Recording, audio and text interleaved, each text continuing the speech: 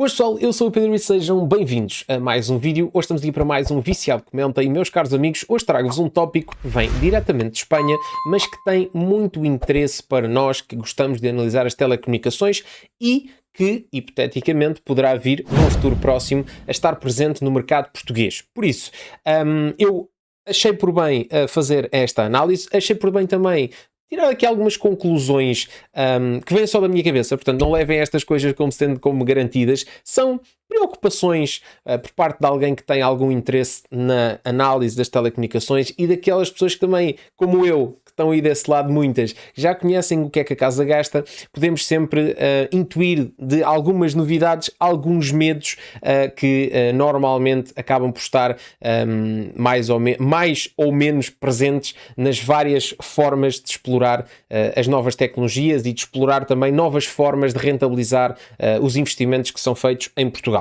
Ora bem, meus amigos, antes de nós começarmos, eu vou mostrar-vos o que é que eu estou a falar e depois então eu dou-vos aqui algumas notas. Eu estou-vos a falar do Movistar Fast Pass, que tem três vertentes aqui na questão da Movistar. Tem 24 horas, 7 dias ou 30 dias, e isto nada mais é do que um serviço que vocês subscrevem através de um simples SMS. Vocês é só enviarem este envie passe 24 para o 22 e automaticamente são-vos cobrados 3 euros e vocês têm esta funcionalidade ativa. Portanto, como vos disse, tem 24, 7 ou 30 dias, ou seja, 24 horas, 7 dias ou 30 dias, e o que é que isto é exatamente?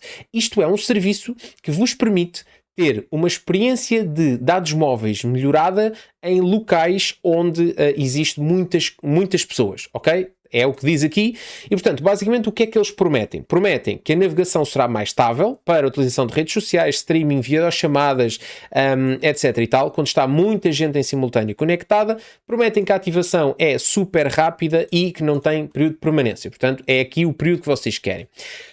Porquê é que isto é relevante? E porquê é que eu decidi trazer isto aqui ao Viciado Comenta? Isto é uma coisa que todos nós já verificamos. Portanto, se vocês forem a um estádio de futebol, se vocês forem a um concerto, se vocês estiverem numa zona onde existe um grande aglomerado populacional, vocês vão perceber uma degradação nos serviços de telecomunicações, nomeadamente, numa primeira fase, os dados móveis. Porquê? Porque obviamente, se existe uma grande concentração de pessoas, existe um grande consumo. Ao existir um grande consumo, as redes ficam congestionadas e vocês começam a ter problemas. Do ponto de vista das chamadas, os SMS tradicionais, que ainda acaba por ser um backup interessante, porque vocês podem acabar nessas zonas, até uma boa dica, se vocês virem que está a haver muitos problemas e precisarem de fazer só o normal, uma chamadazita, uma mensagenzita, vocês até podem manualmente puxar o vosso telefone para as redes mais antigas, ou nomeadamente para o 2G, e assim conseguem ter uma experiência, pelo menos para as coisas mais básicas, porque o Volt neste caso, vocês vão ter problemas com ele porque os dados vão estar uma porcaria, o Wi-Fi calling não vai existir a menos que vocês tenham uma ligação Wi-Fi, portanto vão ficar muito congestionados desse ponto de vista e portanto pode haver de facto problemas. É uma boa dica se vocês estiverem nestes espaços. Portanto, todos nós já estivemos num espaço desses e acabamos por perceber que de facto existem depois limitações na nossa utilização do serviço. Porquê? Se vocês estão num concerto, estão imensas pessoas em streaming a fazer diretos para as redes sociais, estão imensas pessoas a enviar vídeos no WhatsApp para os amigos, o que seja, estão imensas pessoas em videochamada a compartilharem o concerto ou o evento desportivo onde vocês estiverem com amigos. Portanto, obviamente nós estamos todos conectados e as redes não aguentam. O que é que acontece? A Movistar aqui promete que com este serviço vocês vão ter prioridade na rede, ok? Durante 24, 7 ou 30 dias. Isto vai-vos fazer o quê? Isto vai-vos garantir a 100% que vocês vão conseguir ter o serviço incrível? Não. Simplesmente vai colocar-vos com prioridade nos sites e, portanto, se toda a gente estiver horrível, vocês estão um bocadinho melhores, porque vocês têm um bocadinho mais de prioridade do que os outros, ok? Inclusive, diz aqui, deixem-me passar aqui para as traduções, que é para não haver cá aquela coisa, estar a coisa. Portanto, o serviço é automaticamente desativado quando terminar o tempo, funciona em todas as redes, está disponível em 4G, 5G não standalone e 5G standalone, mas é optimizada para o uso do 5G standalone e terminais 5G. A tecnologia utilizada depende da rede à qual o terminal está conectado em determinado momento, ok? Posso ter bónus 2 ativos ao mesmo tempo? Não, é só uma questão de tempo. Garante uma conexão. Isto é relevante. Embora o Movistar Fast Pass seja projetado para otimizar a estabilidade da sua conexão em ambientes altamente saturados, não podemos garantir uma velocidade mínima ou que a conectividade melhore em absolutamente todos os cenários. O desempenho de rede móvel depende de variáveis técnicas externas, como a cobertura disponível naquele local, os limites físicos da capacidade da antena, o volume de utilizadores que usam esse mesmo bónus simultaneamente e a característica do seu próprio smartphone. Portanto, embora ofereçamos a melhor qualidade e estabilidade da rede que a Movistar pode proporcionar nessa área, haverá situações de congestionamento extremo ou falta de sinal base em que nem sempre será possível garantir uma melhoria perceptível na conexão. Senão não adiciona mais gigabits e ele é ativado e quando é ativado, portanto está aqui a explicação. Ou seja, o que é aqui relevante?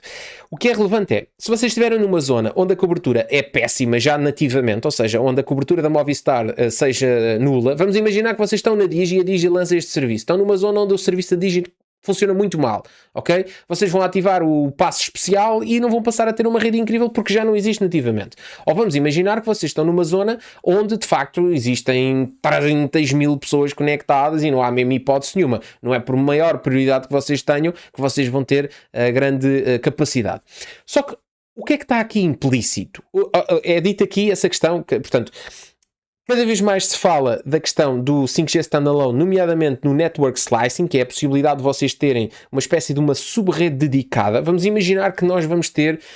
Vou-vos dar um exemplo. Imaginem que vocês estão no Mel Arena. E no Mel Arena, vocês sabem que, naturalmente, aquilo está completamente cheio, o pessoal está a congestionar a rede e não sei o quê. Vocês vão lá e subscrevem este passe especial, passe VIP, vamos dizer assim. E vamos dizer que a Movistar cria ali uma rede 5G Standalone específica para as pessoas com este passe. Obviamente que vocês vão ter uma experiência brutal. Portanto, a ideia a longo prazo será esta. No curto prazo, havendo 5G não standalone e o 4G em que isso ainda não está, ou que isso não é feito, portanto, só quando o 5G for lançado na sua plenitude é que podemos começar a planear esse tipo de coisas. Portanto, isto é com vista nesse futuro. Mas para já, o que é que vai acontecer? Eu tenho um exemplo muito simples. Não sei se vocês já foram à Disney, se não foram à Disney, mas isto existe noutro tipo de eventos, que é, imaginem que vocês têm uma atração qualquer e nessa atração estão 300 pessoas na fila à espera para entrar. Se vocês comprarem o passo especial, existe uma fila ao lado dessa, que normalmente tem muito menos pessoas, porque vocês pagaram para ter o Priority Pass, ok? Portanto, a ideia é mais ou menos a mesma coisa. Agora vamos imaginar que 300 pessoas compram o Priority Pass. Vocês vão estar lá à espera. Na mesma, estão 300 pessoas à vossa frente e se calhar na outra até não está ninguém, ou seja, isto não vos pode garantir a 100% que vocês vão ter um serviço brutal, vai depender exatamente daquilo que foi dito aqui, das condições da rede naquele local, da própria capacidade da rede. A questão é, se a Movistar tiver alguma capacidade de vos entregar um serviço melhor ali, vai-vos colocar em primeiro da fila no acesso aos dados ou vai-vos colocar então nestas novas funcionalidades 5G, mas não é garantida 100%, porque se estiveres mesmo numa zona onde a capacidade esgotou a 1000%, esquece, ardeu para todos, já os VIP, os não VIP, vai tudo. Pronto. Onde é que está o meu ponto de análise nesta questão? O meu ponto de análise aqui é o seguinte, vamos imaginar que por absurdo isto chegava a Portugal. E vamos imaginar que de repente, porque isto não é só uma coisa que pode acontecer em Portugal, isto pode acontecer lá fora, só que o meu medo é, nós sabemos que lá fora, estou-vos a dar o exemplo espanhol, o regulador, o CNMC, é uma entidade que está muito mais atenta à questão dos mercados das telecomunicações do que a Anacom cá. O meu grande medo quando acontecem certas novidades cá em Portugal não é pela novidade em si, porque lá está, no plano teórico, esta informação, esta novidade, este serviço funciona bem, ok? Tu estás a querer pagar, simplesmente eu vou-te dar um serviço com prioridade. Mas Pedro, mas espera aí, mas não pagamos todos uma mensalidade, não devemos ter todos a melhor experiência possível, ok? Mas o que nós estamos aqui a falar são situações específicas, ok? E essas situações específicas não são todos os dias. Tu não vais todos os dias ver aquele espetáculo, tu não vais todos os dias para aquele concerto, ok? Não vais todos os dias para o estádio de futebol. Pronto. Aqui é dizer às pessoas, há de facto uma limitação, se quiseres pagar um bocadinho mais, eu dou-te esta prioridade. Ok? No plano teórico não há problema nenhum. A questão é, se nós formos dissecar isto um bocadinho mais para uma realidade onde a regulação é quase inexistente e onde a chique expertise é cada vez maior, ou seja, as operadoras vão estar sempre à procura da melhor maneira de explorar estes recursos no sentido de implicar o pessoal todo para aumentar as receitas, vamos imaginar, por absurdo, eu vou-vos até mostrar antes de eu falar, imaginem, aqui no exemplo das 24 horas eles dizem que é projetado para momentos específicos, um show ou uma partida de futebol, ok? Chegam ali, olha, hoje vou ver o clube tal, pá, aquilo são não sei quantas centenas de milhares de pessoas lá à volta, é os que estão no estádio, é os que estão cá fora, é uma grande loucura, no concerto é a mesma coisa, pá, ok, bacana, vou 24 horas, 7 dias, ideal para escapadas, eventos, ou, festivais ou eventos de vários dias, ok? Sei lá, vou ao meu Office do Oeste, vou a um sítio qualquer desse género, estou lá vários dias, aquilo vai ser uma grande confusão, eu vou querer ter aqui esta prioridade.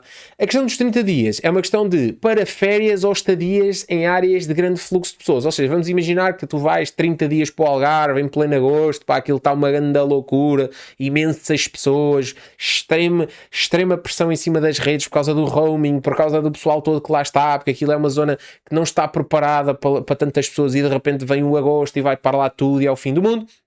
30 dias, ok? A questão que eu pergunto é, imaginando, por exemplo, o show ou a partida. No caso da partida, essa partida existe num estádio de futebol. Esse estádio de futebol, à partida, tem um conjunto de eventos programados de forma mais ou menos regular. Tirando o período das férias desportivas, de repente tem 15, 20 eventos durante um ano. Faz ou não faz sentido que as operadoras reforcem esse sinal? Inclusive, houve em Portugal um projeto que tinha como objetivo exatamente ter esses pequenos projetos, ou seja, era a empresa pegava, vamos a um estádio qualquer, pegava, criava toda uma infraestrutura reforçada nesse estádio e depois subalugava essa potência, vamos dizer assim, essa capacidade a outras operadoras que alugavam aquela infraestrutura precisamente para dar aos seus clientes naquele local a melhor capacidade, porque aquela rede estava toda ela reforçada e projetada para aquele espetáculo. Portanto, faz sentido que as operadoras tenham esse trabalho ou que exista alguém que o faça e que ao mesmo tempo depois venda esse seu serviço. Ao mesmo tempo, a questão aqui dos concertos. Se uma coisa imagina, vai um cantor qualquer a uma praça e enche aquilo tudo e é uma coisa esporádica que aconteceu e teve imensa procura. E, pá, isso é uma coisa. Não se vai reforçar aquela praça 300 vezes mais do que aquilo que é necessário porque de repente veio lá um cantor qualquer especial e fez lá uma coisa. Não. Mas imagina, dei-vos o exemplo, como é a Arena ou de outras salas, grandes salas em Portugal, essas salas têm ou não têm que ter um reforço constante, tendo em conta a enormidade de tráfego que têm lá de forma regular, porque não é uma coisa que acontece uma vez, é uma coisa que acontece regularmente. A mesma coisa acontece se nós formos pensar na questão dos festivais de vários dias. Este tipo de festivais normalmente são sempre reforçados com antenas móveis, eles metem lá as chamadas carrinhas com as antenas móveis para reforçar, mas nem sempre é o suficiente. Do ponto de vista destes eventos em específico, eu aqui até já posso dar de barato. Ok? Porque vamos lá ver uma coisa, é um evento que normalmente acontece num espaço, que esse espaço no restante do ano não tem grande utilização, vamos imaginar, sei lá, olha, vou-vos dar o exemplo das Jornadas Mundiais da Juventude, aquele espaço agora está lá ao abandono, acontece lá umas coisas de vez em quando. Agora imagina, eu quero as operadoras terem dimensionado as antenas naquele local para 1 milhão e tal de pessoas que ali tiveram e de repente agora, durante o ano inteiro, aquilo está lá ao abandono. Não fazia sentido, é um investimento que não faz sentido. Eu aqui até consigo perceber. Agora, por exemplo, esta questão aqui, férias ou estadias em áreas de grande fluxo de pessoas, já não consigo entender bem. Porque imagina, se tu vais para uma zona onde já é tradicionalmente reconhecido, dei-vos o exemplo do Algarve, que vai haver um grande fluxo de pessoas de forma constante, essas redes têm que ser dimensionadas para esse consumo. Certo ou errado? Porque podem-me dizer assim, Pedro, mas repara aí, então, mas estamos mais ou menos na mesma ideia. Porquê? Porque, por exemplo, no Algarve temos aqui o período do verão, que sim senhor, aquilo está lá tudo cheio, mas depois temos o resto dos meses em que não está lá quase ninguém. Certo. A questão é, já estamos a falar de uma zona completa.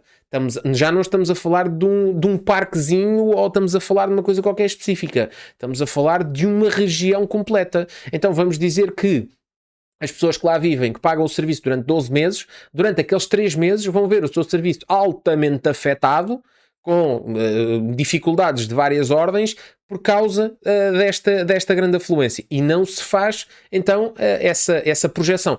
Eu não estou a dizer que, de repente, se tenha que fazer um investimento megalómano para conseguir garantir que, do nada, nós vamos passar a ter conectividade para 20 vezes o número de pessoas que normalmente aqui estão. Mas, pelo menos, que as coisas consigam atingir os mínimos olímpicos. Este tipo de passos colocam medo em que ponto? No ponto da chique espertice, que é, de forma mais ou menos premeditada, não se fazer os investimentos que se deviam de fazer para os utilizadores regulares, normais, em prol deste serviço do género. Ok, vamos fazer aqui uma coisa. Há um constrangimento, vamos vender um serviço que permita àqueles que realmente precisam desse serviço, àqueles que vão notar isso, porque é assim, há muita gente que vai se borrifar para essa questão. Há muita gente que vai dizer assim, bom, o meu vídeo, sei lá, vamos imaginar, o meu vídeo, se calhar, em vez de enviar em 15 segundos, demorou 1 minuto e meio a enviar. Pá, a malta nem quer saber. Acaba o vídeo, mete a enviar, mete o telefone no bolso, não quer saber, está-se bem. E esses estão a viver bem na cena. Mas depois existem pessoas, vamos imaginar que eu estou ali a fazer um streaming qualquer, porque sou alguém que está a cobrir o evento, porque sou alguém que preciso de estar em conectividade naquele momento. Ok, deixa-me cá, vou pagar o serviço, que é para garantir uma conectividade especial. Mas a premissa seria, não devíamos ter todos um serviço a funcionar, tendo em conta que todos pagamos? É a pergunta que eu faço. Vamos ter aqui um Priority Pass para quê?